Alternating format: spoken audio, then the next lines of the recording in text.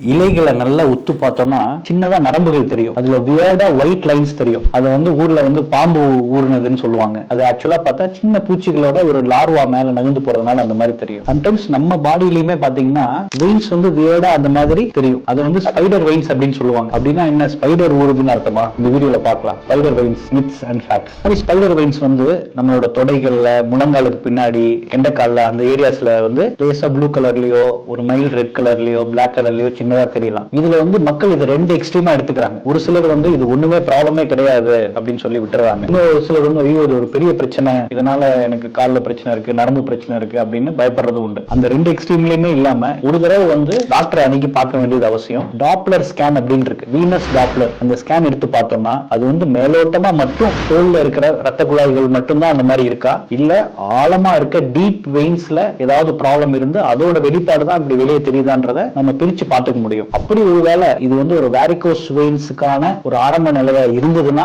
அதுக்கு தக்க ட்ரீட்மெண்ட் எடுத்துக்க வேண்டியது அவசியம். தேவைப்பட்டா லேசர் தெரப்பி, ஸ்க்ளீரோ தெரப்பி பண்றதோ பண்ண வேண்டி வரலாம். இந்த மாதிரி ஸ்பைடர் வெயின்ஸ் இருக்கு அப்படின்னா ஒரு தடவை மருத்துவரை அணுகி ஆலோசனை பண்ணிக்கோங்க.